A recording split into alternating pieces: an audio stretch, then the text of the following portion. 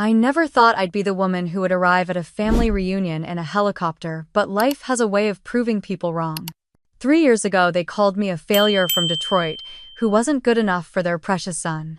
Today, I'm the CEO of a fintech company empowering 2 million women to reclaim their financial future. And the look on my mother-in-law's face when I stepped onto that lawn in a tailored green suit while the blades still spun behind me, that was worth every sleepless night I spent building my empire. Have you ever dreamed of a moment like that? Stick around because this is how it happened. They laughed at me during the family reunion, called me a failure. They didn't know 3 years later they would have to look up at me. My name is Sienna Carter, and I grew up in a crumbling apartment complex on the east side of Detroit. The kind with peeling paint, loud neighbors, and the scent of fried food drifting through thin walls every evening. My dad died when I was 13, a heart attack on the city bus he drove for 20 years. My mom worked nights as a nurse until cancer took her 3 years later, leaving me to finish high school while working at the corner store to pay for lights and rent. I learned to survive, to stretch $20 for a week of groceries, to wake up at 4 a.m. for a diner shift before class at the community college down the street. I didn't have the luxury of dreaming big. I just needed to get through each day without falling apart. I met Noah Whitmore at a networking event in Manhattan, a scholarship trip. I scraped together enough to attend wearing a thrift store blazer and shoes that pinched my toes. He stood there with a quiet confidence, a soft laugh, and eyes that made me feel seen in a room full of people who didn't care if I existed. Noah came from a world I had only seen on television.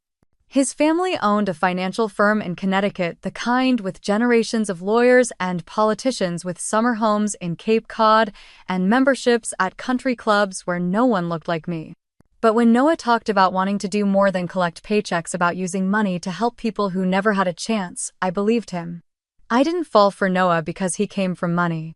I fell because he believed in a future I barely let myself hope for. When Noah asked me to come to his family's annual reunion in Connecticut, I said yes, hoping they would see who I was beyond the cheap degree and the darker skin. They would surely notice the second I stepped onto their perfect lawn. I took the bus to Grand Central, then a train to New Haven, clutching a worn leather bag and a simple blue dress I bought with my last tip money. I straightened my hair the night before, my hands shaking as I burned my fingers, wanting to look like the women they would expect. The Whitmore estate was massive, a white house with dark shutters, green lawns that stretched into the woods, and a driveway lined with maple trees that whispered in the breeze. I stood there, suitcase in hand, while Noah hugged me, whispering, "They'll love you." Evelyn Whitmore met me at the front steps, her eyes cool and assessing, her pearls shining against her pale skin. She reached out to shake my hand, her grip firm, her smile tight. "So you're Sienna," she said. "Yes, ma'am," I replied, forcing a small smile. "And you're from Detroit, correct?" she asked, raising an eyebrow. "Yes, ma'am," I repeated, my voice steady. Her smile faltered for a breath before returning, wider but colder. "How quaint." They led me into the house where laughter and clinking glasses filled the air, where cousins in pastel dresses and men in pressed slacks glanced at me with polite curiosity that felt like a spotlight I couldn't escape. At dinner, Evelyn made sure I sat next to her at the long table. The room smelled of roasted lamb and expensive wine. I placed my cloth napkin on my lap, careful with the silverware I didn't know how to use, hoping no one would notice. Evelyn lifted her glass, tapping it lightly for attention. The chatter quieted and she smiled at me. "It's important," she said, looking around the table, "for young women to know their place. To understand the value of finding security, especially when their backgrounds might leave them lacking." A laugh slipped from the cousin across from me. Another uncle cleared his throat, looking down into his glass. My face burned as I stared at Evelyn, who tilted her head, her eyes sharp as a blade. Noah shifted beside me. His hand brushed mine under the table, but he didn't say a word. I swallowed, forcing the tears down my nails, digging into my palm under the tablecloth. I smiled a small, tight smile and nodded because I didn't know what else to do. They called me a failure to my face, and Noah, the man I thought would protect me, said nothing. That night, I lay awake in the guest room, the moonlight slicing through the curtains, washing over the soft, perfect carpet under my feet. I stared at the ceiling, hearing their laughter echo in my ears. I promised myself I would never let them make me feel small again. But I didn't know then that the fight to claim my worth would begin with betrayal from the one person I trusted the most. The morning after that dinner, I stood at the window looking out at the mist over the Whitmore lawn. Noah knocked softly before stepping in, coffee in his hand, dark circles under his eyes. "I'm sorry," he said, voice low. For what I didn't turn from the window. For what she said. For not saying anything. I finally looked at him, and he looked like a child, lost and afraid. I wanted to yell to tell him he should have stood up for me, should have told them I wasn't some charity case he dragged in from the street. Instead, I nodded once because I didn't have the energy to fight him too. "They'll come around, Sienna," he said, like he believed it. "Will they?" I asked, keeping my voice calm. He stepped closer, trying to take my hand, but I pulled away. "I need to go home," I said. He opened his mouth, searching for words, but nothing came. I packed my small bag, the dress folded carefully, the shoes that pinched shoved into the side pocket. The drive to the station was quiet, the kind of silence that felt heavy, thick between us. I watched the trees blur past, the world outside bright and cold, while inside I felt something harden in my chest. When we pulled up, Noah finally spoke. "I love you, Sienna." I looked at him, his hands gripping the wheel knuckles, white eyes glassy. "I know," I said. "But love isn't enough." I stepped out, closing the door softly, the cold biting at my skin as I walked to the platform, the bag heavy on my shoulder. The train back to the city rattled as it moved, the sound a comfort against the thoughts racing in my mind.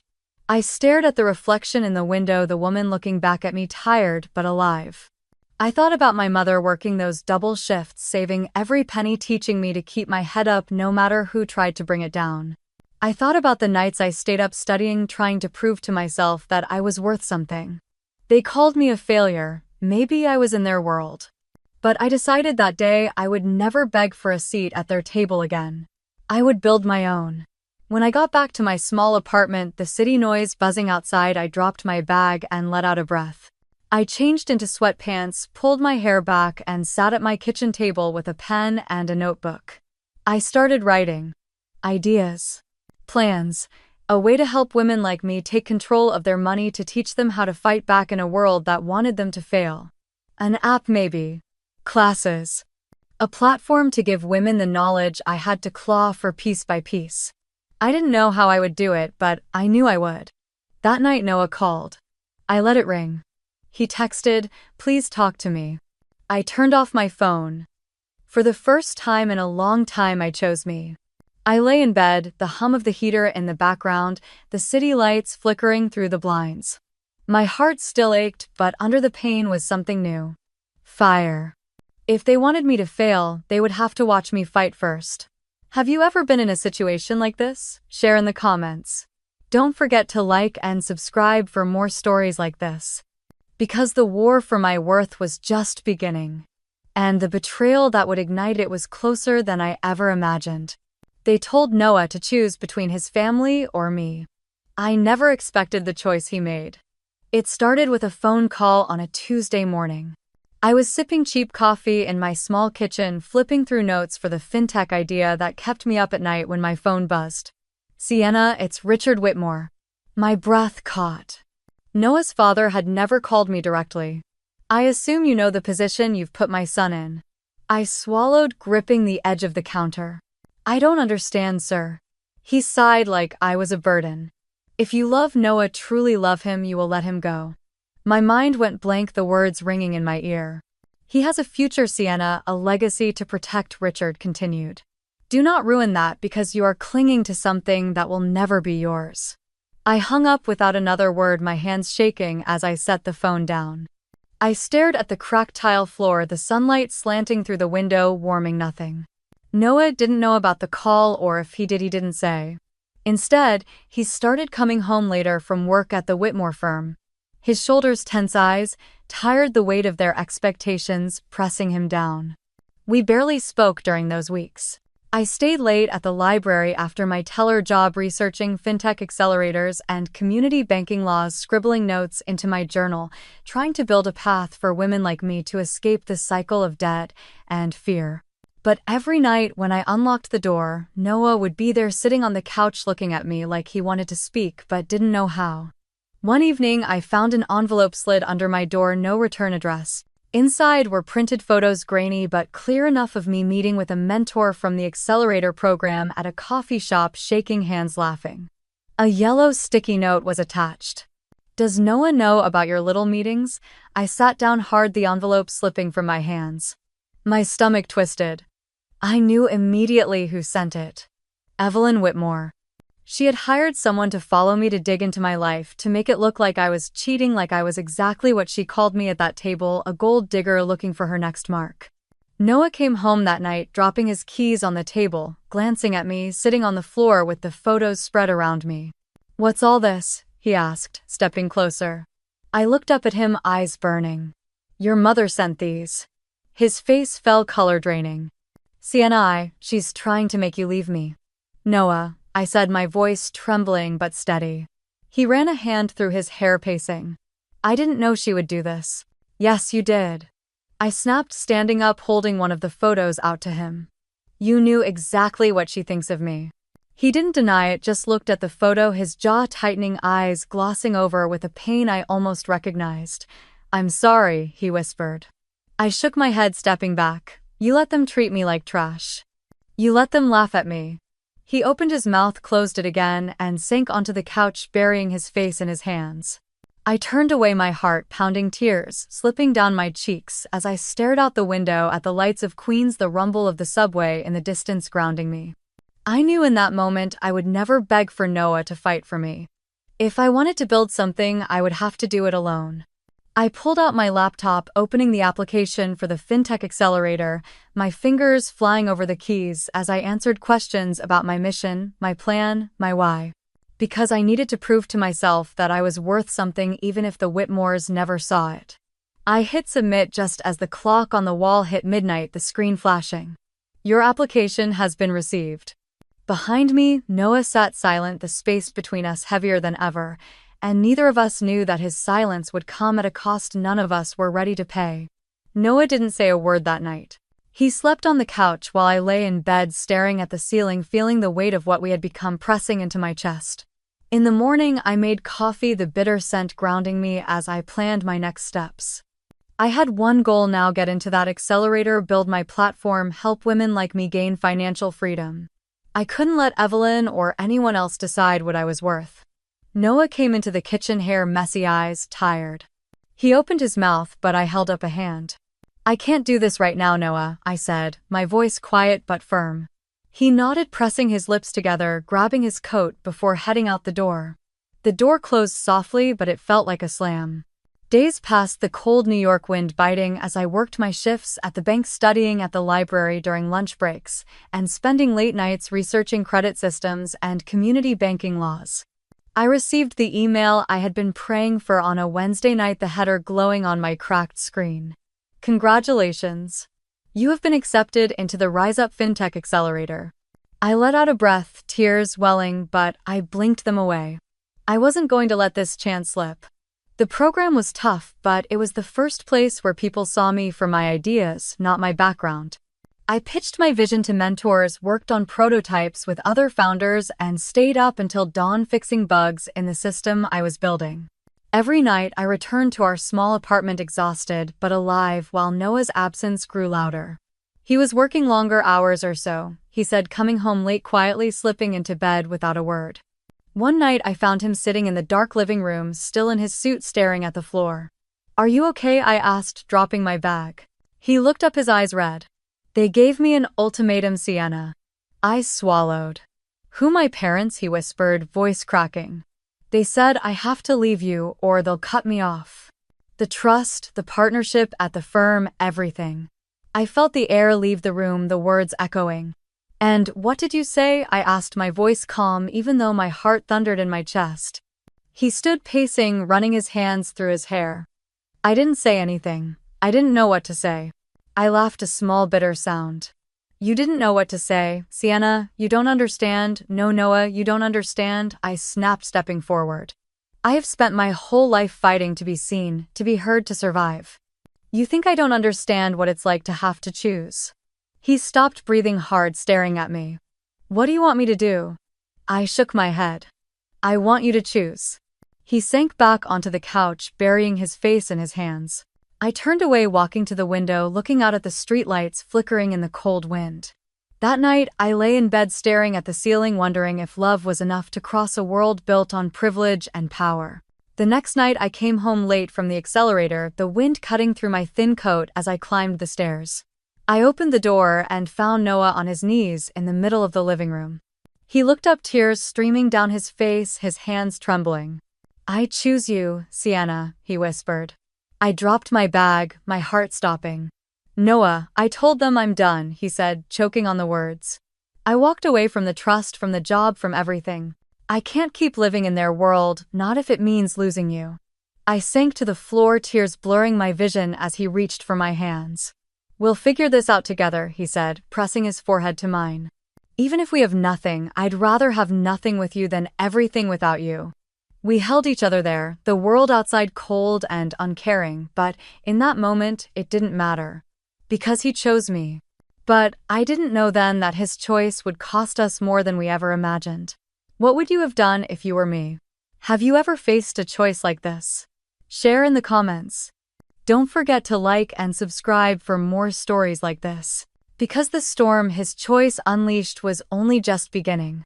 They didn't know when they laughed at me I was quietly building an empire from a one-bedroom apartment.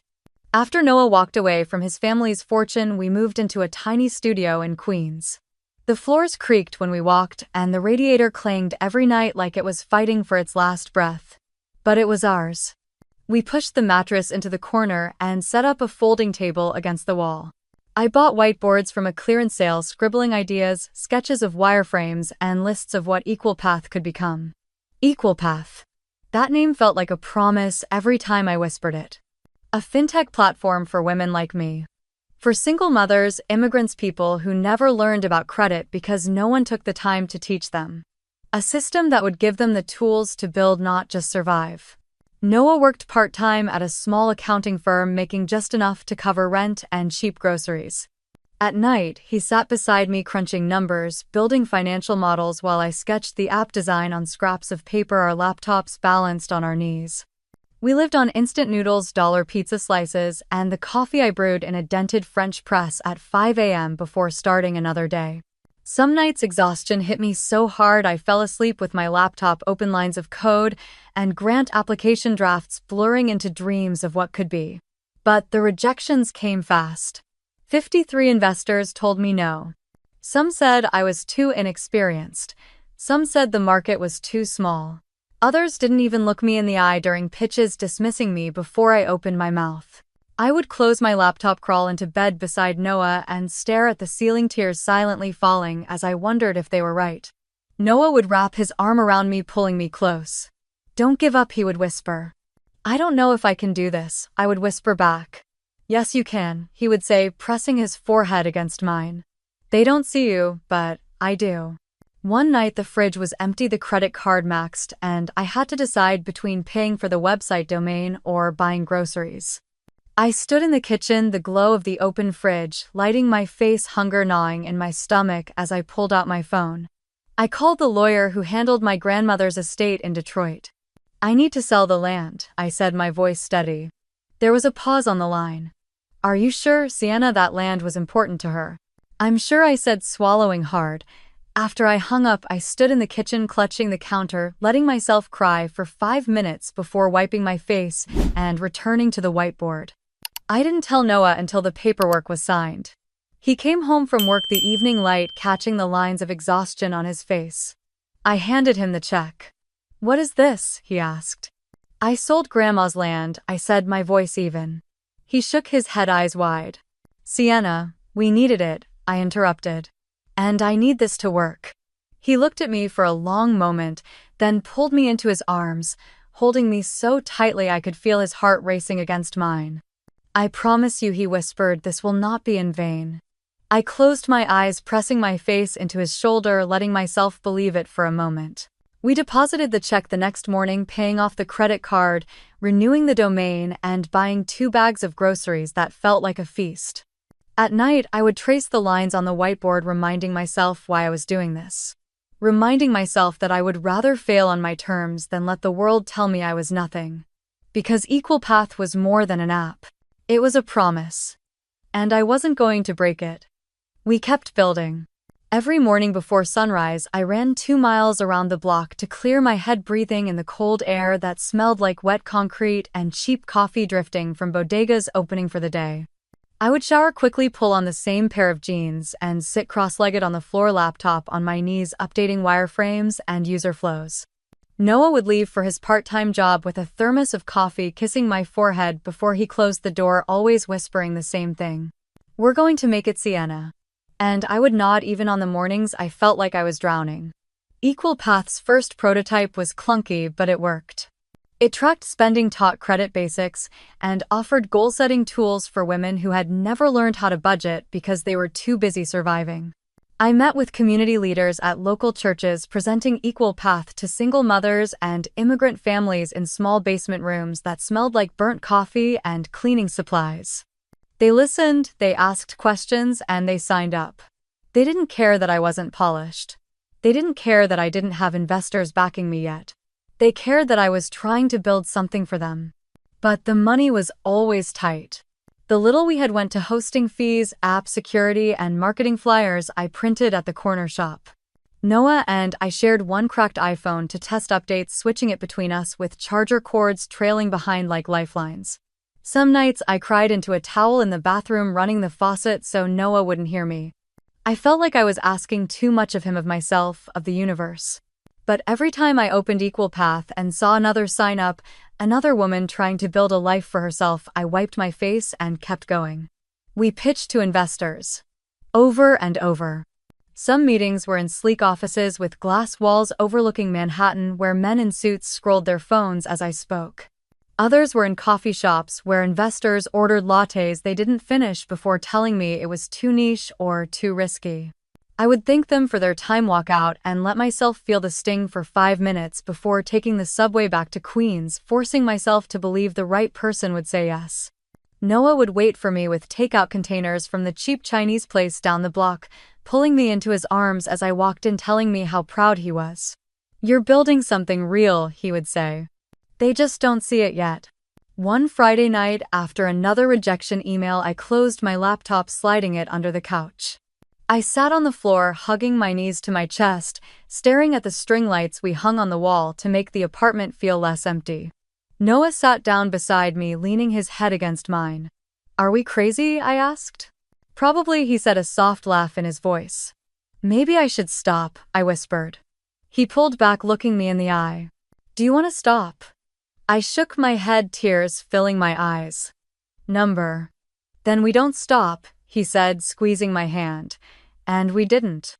Late one night, while Noah snored softly in bed, I sat on the floor with my laptop, sending out one last cold email to a venture fund run by women of color in Brooklyn. My hands shook as I hit send, the screen blinking once before going dark, the battery dying. I closed my eyes, pressing the laptop to my chest, praying that someone would finally believe in what we were building. At 3:14 a.m., my phone buzzed. An email notification lit up the screen, the subject line making my breath catch. "Let's talk. Tomorrow." And in that moment, I knew everything was about to change. Have you ever risked everything for a dream no one else could see? Share in the comments. Don't forget to like and subscribe for more stories like this. Because that email was the beginning of a storm I didn't see coming. An investor finally saw my potential, but the enemy smelled success too. Her name was Danielle Brooks, a 40-year-old venture capitalist from Brooklyn, sharp eyes and a smile that told you she missed nothing. She met me at a coffee shop in Harlem, leaning back in her chair, tapping her nails against her cup as I pitched Equal Path with trembling hands. When I finished, she didn't blink, she just nodded once. $5 million for 15%, she said, sliding her card across the table. Think about it. I sat there, heart-pounding, fingers tracing the edges of her card. Danielle was exactly the kind of investor I had dreamed of, someone who understood why Equal Path mattered, someone who wouldn't try to control the mission for profit alone. I called Noah from the sidewalk, the city buzzing around me. "She said yes," I whispered. On the other end, I heard his breath catch, then his laugh, warm and relieved. "You did it, Sienna." "No," I said, tears pricking my eyes. "We did it." The paperwork moved fast. Within weeks, we moved out of our tiny studio into a small office space in Long Island City, paint still drying on the walls as we set up borrowed desks and folding chairs. Equal Path exploded. TikTok videos about credit hacks and budgeting using our app went viral, our DMs flooding with women asking how to start, how to save, how to break the chains of debt. We hit 200,000 users in 6 months, each sign up a reminder of why I had started this. Noah handled the financial operations, staying up late to manage growth plans, while I worked with developers and community partners building content that mattered. We hired a small team, young and hungry, believing in the mission. For a moment, it felt like we were unstoppable. But success is noisy, and it attracts the wrong kind of attention. Preston Group, a massive financial conglomerate, started noticing Equal Path. They saw our user growth, our niche market, the way we were eating into the payday lenders and high-interest credit products they pushed into vulnerable communities. Rumors started swirling that Preston had connections with the Whitmore family, whispers of deals that had strings attached, old alliances in back rooms. One night I stayed late at the office, the glow of my laptop lighting the dark room as I answered user emails, helping a single mother in Newark set up her budget, a college student in Atlanta manage her credit card payments. I didn't see it coming. At 2:11 a.m., my phone lit up with notifications, hundreds at once, flooding the screen. "What's going on?" Noah shouted from the kitchen, rushing in as I opened the app. The user dashboard was blank. Data wiped, accounts locked, customer emails exposed, names and addresses hanging in the open like wounds. A hack. A deliberate, targeted attack. I felt my knees buckle, the chair scraping back as I sank to the floor, hands in my hair, the world spinning as the notifications kept coming. Noah pulled me into his arms, but I barely felt it, my mind screaming with every user who trusted me, every promise I had made. We worked through the night, calling the engineers, locking down the systems, sending out emails to users explaining what happened, promising them we would fix it. The next morning, headlines splashed across finance sites. Equal Path breaches your data safe. Sienna Carter's fintech startup faces major security failure. My face, tired and pale, was plastered under those words, mocking me. I stood in the office kitchen, clutching a cold cup of coffee while Noah read through the articles, his jaw clenched. "Preston did this," he said. I nodded, swallowing the bile rising in my throat. "They want to kill us before we grow bigger." Noah set down his phone, stepping closer. "What are you going to do?" I looked at him, my hands shaking, my mind clear for the first time in hours. "I'm going to tell the truth," I said. And I meant it. I went live that night.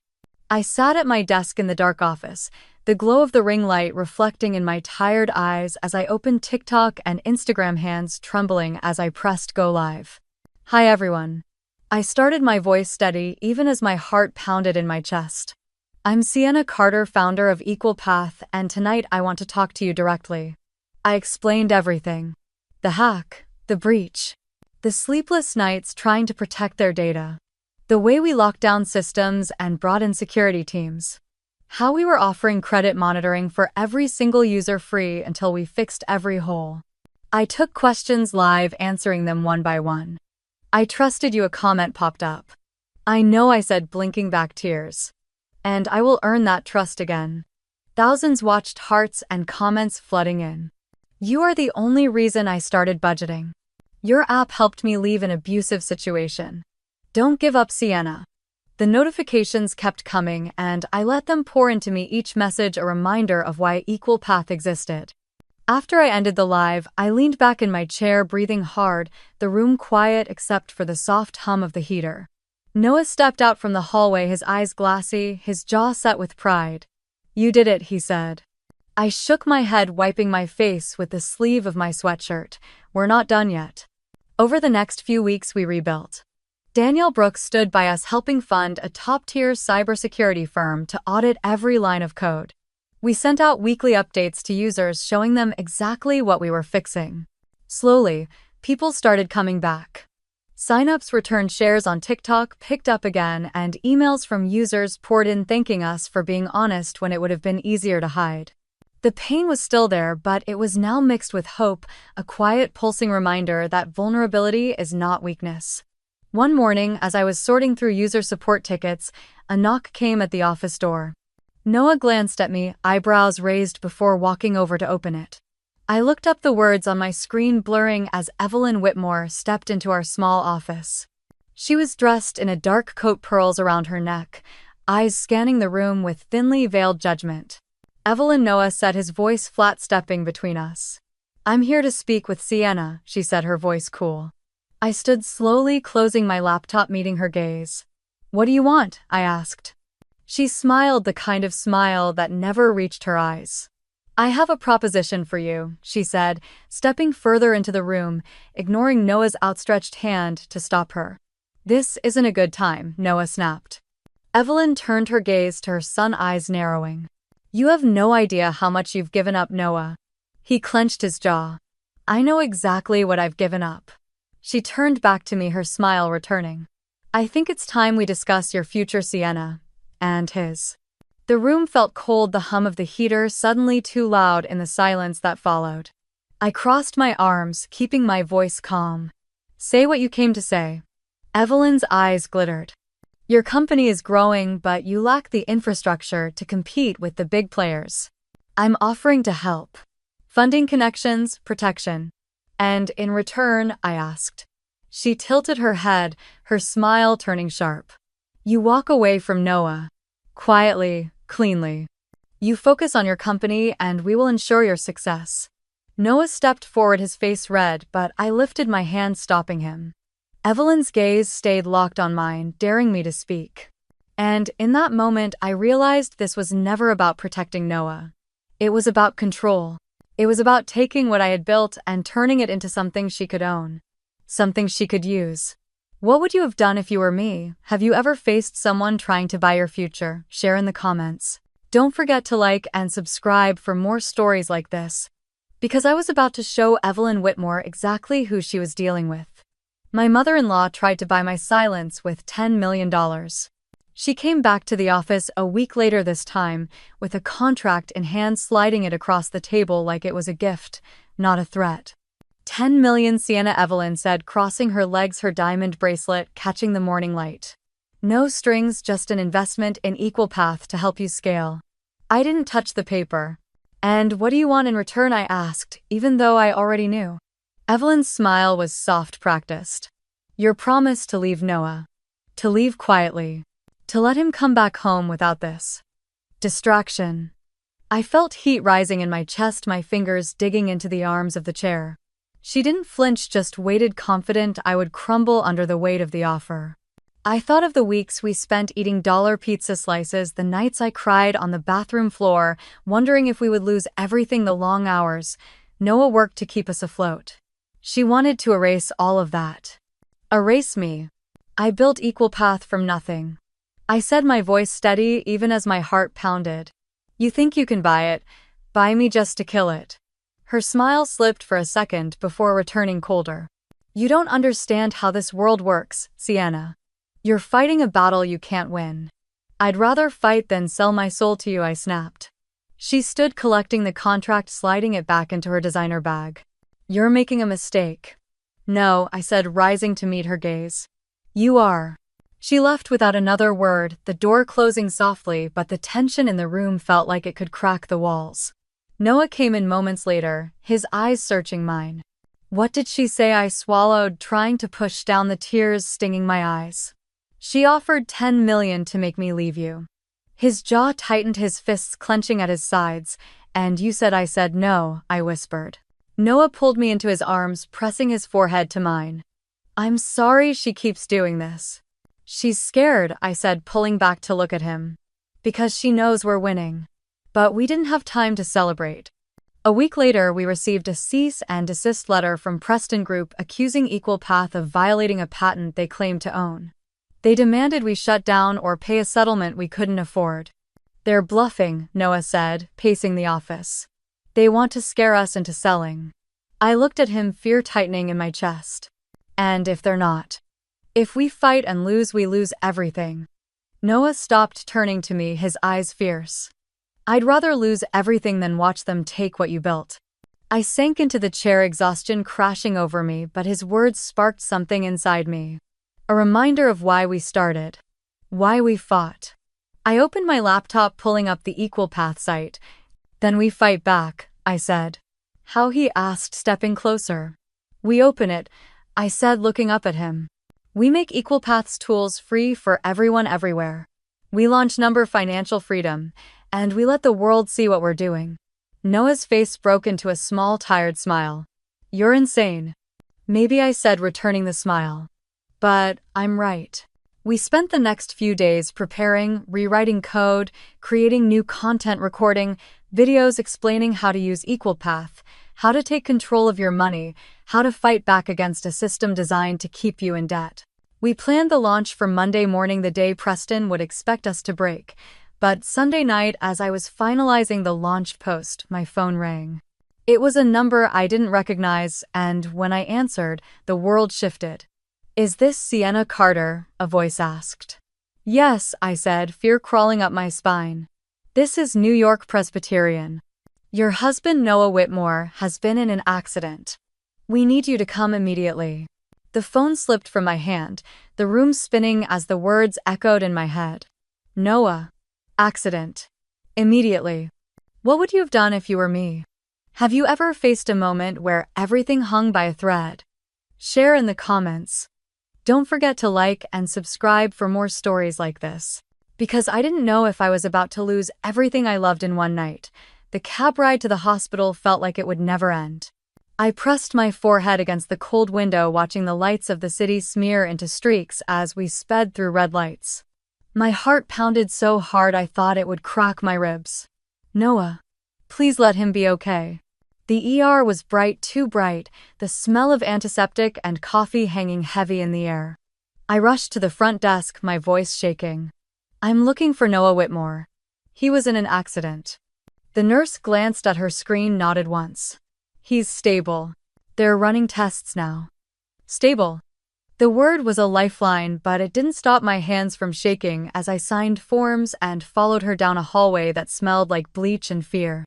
When I saw him, a wave of relief nearly dropped me to my knees. He was lying on the bed, a cut on his forehead, stitched, his arm in a sling, eyes closed but breathing steady. Noah, I whispered, stepping closer, reaching for his hand. His eyes fluttered open, and when he saw me, a small, tired smile broke across his face. Hey, he croaked, his voice raspy. Don't you ever scare me like that again, I said, tears slipping down my cheeks. He squeezed my hand weakly. I'm okay. What happened? I asked. They said I was hit by a car, he said, wincing as he shifted. Driver ran a red light, but in his eyes I saw the fear, the doubt. We both knew this was no accident. I sat beside him, holding his hand, resting my head against the side of the bed. The monitors beeped softly, the world narrowing down to the rise and fall of his chest. Hours passed before they discharged him, and I helped him into another cab, guiding him up the stairs to our small apartment, ignoring the pain in my own body as I steadied him. He sat on the couch, eyes closing, breathing deeply. We can stop, Sienna, he whispered. We can walk away. I shook my head, kneeling in front of him. You didn't leave your family's money and name for us to quit now. His eyes opened, locking onto mine. But what if they come for you next? Let them try, I said, my voice calm. I won't let them take what we built. His hand cupped my cheek, rough and warm. You're stronger than all of them. I leaned into his touch, letting that truth fill me even as fear twisted in my stomach. We spent the next few days recovering Noah, moving slower but still reviewing numbers, still beside me as we prepped the launch of Number Financial Freedom. I recorded a video explaining what Equal Path was about, why we were making the tools free, why it mattered. Noah filmed it from the couch, the camera shaking slightly, but it didn't matter. It was real. When we posted it, it exploded. People shared it, commented, thanked us. Women from Atlanta, Detroit, Oakland, Queens saying they finally felt seen, saying they wanted to learn to build, to grow. Preston's threats were still there, but so was the power of a community that was tired of being ignored. Late one night, Noah was asleep, breathing softly beside me when my phone buzzed with an email notification. The subject line made my breath catch. Urgent, Preston Group lawsuit filed. I sat there, the glow of the screen lighting my face, the city silent outside the window. They were coming for us, and this time it was official. Have you ever faced a moment where you knew the fight was just beginning? Share in the comments. Don't forget to like and subscribe for more stories like this. Because I was ready to fight no matter what it cost me. I thought I was strong until I saw Noah lying in that hospital bed. His skin was pale against the white sheets, an oxygen tube taped under his nose, bruises painting his arms and chest. Machines beeped softly each sound, reminding me he was still here, still breathing. They told me it was a car accident, a driver running a red light. But deep down I knew. Noah had been getting strange calls since leaving his family's company. Cars parked outside our building with tinted windows. People who looked away too quickly when I caught them staring. I wanted to scream, to demand answers, but I had nothing. No proof, just fear curling in my stomach. I sat beside him, my hand wrapped around his, feeling the warmth, the steady pulse under my fingers. "Please," I whispered, my voice shaking. "Don't leave me, Noah." The nurse came in, checking the machines, adjusting the IV. She gave me a small, tired smile before stepping out, leaving us alone in the room that smelled like antiseptic and cold air.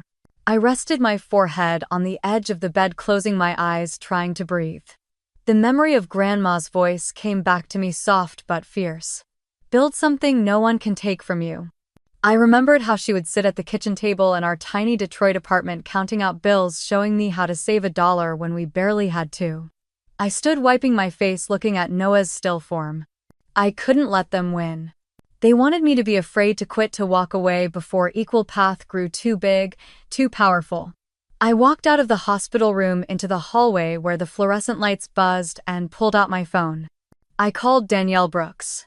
"We're opening the platform," I said before I could lose the courage. She was silent for a beat.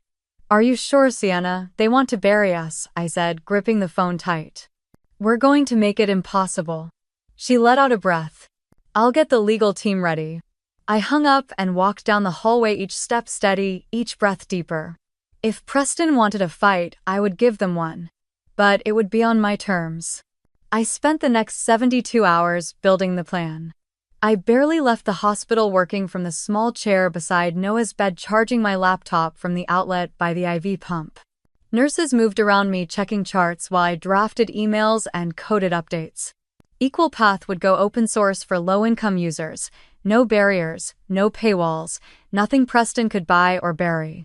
We would keep premium services for those who could pay, funding the platform for everyone else. If they wanted to drown us in lawsuits, we would drown them in public support. Danielle pulled strings, connecting us with nonprofit financial groups and legal aid organizations across the country. I signed paperwork on the edge of Noah's bed while he lay unconscious, his breathing steady but too quiet. When I felt the fear rising, I would look at him, remember why we started, remember what we promised. No one would take this away from us. News broke fast. Equal Path goes open source to fight back. Startup founder challenges Preston Group. People shared the story, tagging us with financial freedom, voices rising to drown out the silence Preston tried to force on us. Then the lawsuit came. Federal court, a thick envelope dropped at the hospital front desk, accusing Equal Path of patent infringement, demanding damages that would bankrupt us 3 times over. I sat in the hospital cafeteria, the envelope in my lap, the smell of burnt coffee and old fries heavy in the air. I opened it, read each line, letting the fear settle before folding it back neatly. I called Danielle. "They filed," I said. "Let them," she replied, her voice sharp. "We're ready." That night I held Noah's hand, the monitors beeping softly, the glow of the city lights flickering outside the window. "Grandma," I whispered, "I'm doing what you said. I'm building something they can't take." Tears slipped down my cheeks, but I didn't wipe them away. Because this was what fighting looked like. The next morning, I woke up to the sound of Noah shifting, his fingers twitching in mine. I shot up, leaning over him, hope and fear clashing in my chest. His eyes opened slowly, blinking against the morning light, focusing on me. "Hey," he croaked, his voice rough but alive. I let out a breath, a laugh breaking through the tears. "Hey." His fingers squeezed mine, weak but certain. "You didn't stop, did you?" "No," I whispered, pressing my forehead to his. "And I won't." He smiled, small but real, his eyes shining even in the harsh hospital light. "Good," he said. "Show them who you are." I kissed his forehead, letting that moment burn into me, a promise sealed between us, because I had told him once that they would see us, and now I would make sure they did. Have you ever had to stand your ground when the world tried to break you?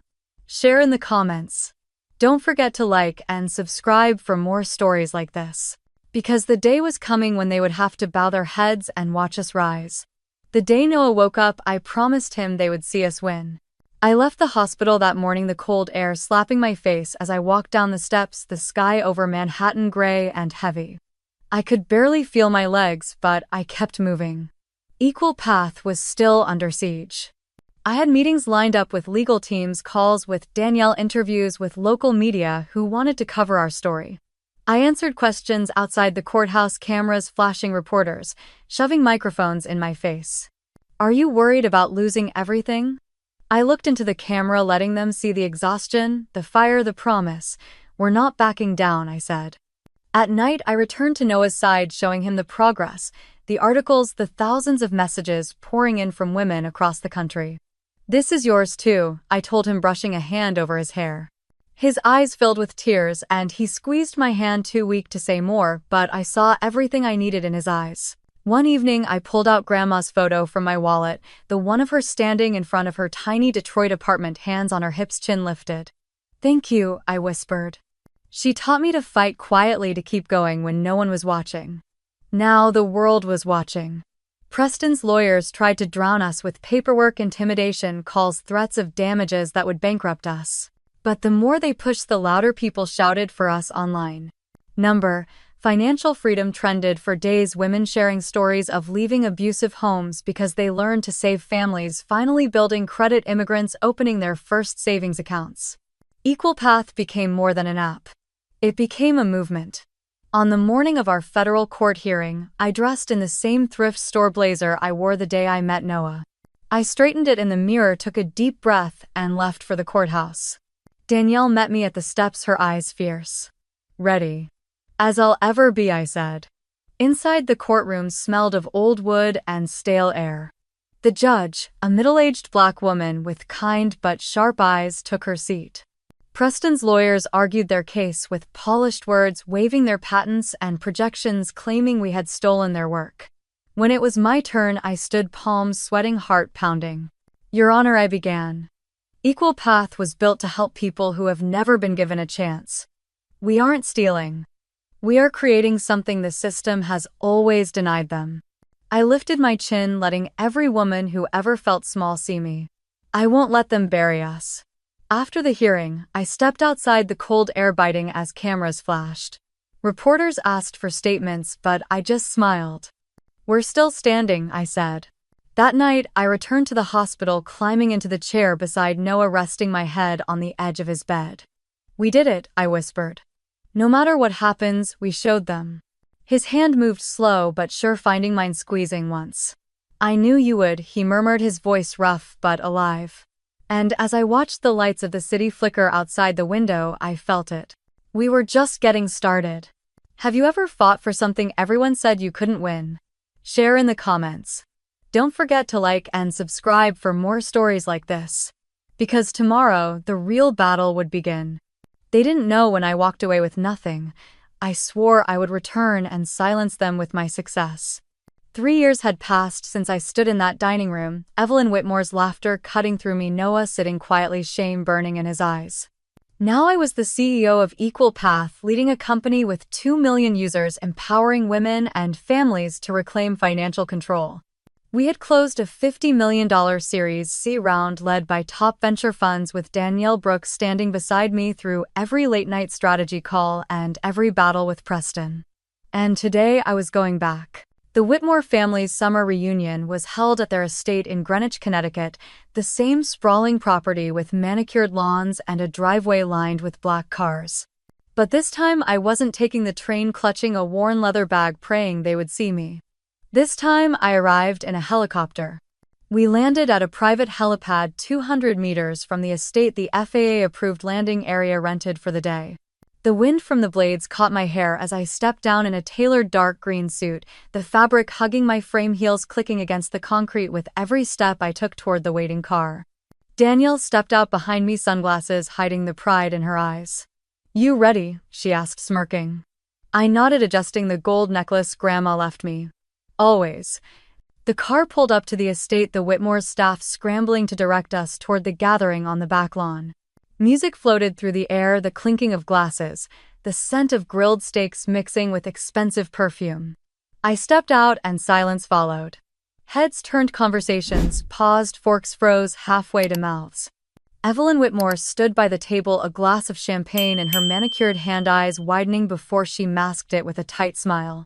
Richard Whitmore, standing beside her, stiffened, his eyes flickering between me and Noah, who was stepping out behind me, his hand resting on my lower back.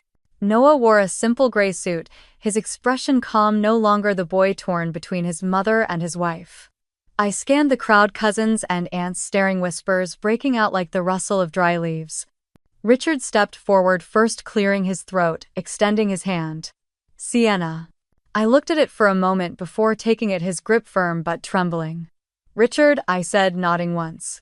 Evelyn approached, her smile, sharp eyes glinting. We're glad you could make it. I tilted my head, meeting her gaze. Are you? She opened her mouth, then closed it, swallowing before she forced a laugh. I stepped closer, lowering my voice. I didn't come here for you. She blinked, her facade cracking. I turned, letting my eyes sweep across the lawn, taking in every face, every curious glance. I didn't do this to prove anything to you, I said, my voice carrying enough for everyone to hear. I did this to spite you. Danielle smiled behind her glass, watching the family shift uncomfortably. Noah slipped his hand into mine, squeezing once, his eyes shining with pride. And as I looked around, I felt the weight lift off my shoulders, the years of doubt and struggle dissolving under the truth of this moment. I had returned not for their approval, but to show myself that I was never small. I turned back to Evelyn, who stood frozen, her lips parting as if she wanted to say something but couldn't. But I wasn't there to listen. Because revenge was only the beginning, and I needed something bigger to make them remember me forever. I walked across the lawn, each step sinking softly into the trimmed grass, the summer breeze lifting strands of my hair. Aunt Caroline tried to smile at me, her hand clutching a glass of rosé, her eyes darting to Evelyn as if seeking permission to speak. I nodded politely, but I didn't slow down. Noah stayed close, his hand resting lightly on the small of my back, his calm presence grounding me. We moved through the gathering like a quiet storm, their curious eyes following us, whispers rising behind our shoulders. Children ran by, laughter ringing in the air, so unaware of the weight pressing on their parents as they watched us. Danielle stepped beside me, slipping off her sunglasses, her grin wide. They look like they've seen a ghost. I let out a soft breath, a small smile pulling at my lips. Good. We reached the table under the white canopy where Richard and Evelyn stood together, their carefully arranged expressions cracking at the edges. Would you like a drink? Richard asked, clearing his throat, reaching for a bottle of wine. No thank you, I replied, meeting his gaze. I won't be staying long. He swallowed, setting the bottle down, his hand trembling just slightly. Evelyn stepped forward, forcing her smile. You've certainly made a name for yourself, Sienna. I tilted my head, looking her in the eye. No, Evelyn. I made a path for others. That's the difference. Her lips twitched, her eyes narrowing, but she didn't respond. I turned to the crowd, letting my voice carry. I didn't come here for your approval or your praise. I came here to remind myself of who I was when I first stood on this lawn. And who I am now. Silence fell, a heavy hush that settled over the party like a blanket. I reached into my pocket, pulling out a small card, handing it to Evelyn. This is for you. She looked down, her perfectly manicured nails pinching the edge as she read it. Equal Path Foundation. Community Investment Fund. Her eyes snapped up, confusion and fear flickering before she masked it again. What is this? The next step, I said, my voice calm. We're launching a fund to support minority-owned businesses and women entrepreneurs across the country. Real legacy, not the kind that sits in trust funds. Richard's eyes widened, his mouth opening, but no words came out. Noah slipped his arm around my waist, pressing a kiss to my temple. You ready? He asked softly. I nodded, turning to Danielle, who was already pulling out her phone, recording the moment. I looked back at Evelyn, letting my eyes hold hers. I didn't do this to prove anything to you. I did this to spite you. And with that I turned, walking back across the grass, each step lighter than the last. As we reached the car, the helicopter blades began to spin again in the distance, kicking up a warm breeze that lifted the hem of my suit jacket. I paused, looking back one last time. They stood there stunned, small in the distance, their world no longer the center of mine. Noah squeezed my hand, his eyes shining with pride. Let's go home. I smiled, slipping into the car, the door closing with a quiet finality. But as the helicopter lifted off the estate shrinking below us, I knew this wasn't the end. Because revenge was only the beginning. And now it was time to build something they could never tear down. Have you ever dreamed of a moment like this? Share in the comments. Don't forget to like and subscribe for more stories like this. Because what came next would change everything. They thought I came back just for revenge, but I came to build a legacy. We launched the Equal Future Fund on a cold morning in Detroit, standing on the same block where Grandma's apartment once stood, the same ground she walked to catch the bus, to work, the same street where she taught me to count coins to buy milk. Now that street would host the Equal Future Community Finance Center, a place where women like me could learn how to build credit, save, invest, and start businesses without begging banks that never wanted them to succeed. I stepped up to the podium, the wind whipping around the tent. We set up, the Detroit skyline rising behind me. Cameras flashed, news outlets live streaming the moment. Noah stood in the front row, a soft brace still on his arm, but his smile steady, proud. Danielle was beside him, arms crossed, eyes bright. I gripped the edges of the podium, letting my eyes scan the crowd of women, men, young girls holding their mothers' hands, local leaders, and volunteers. Today isn't about me, I began, my voice carrying across the lot.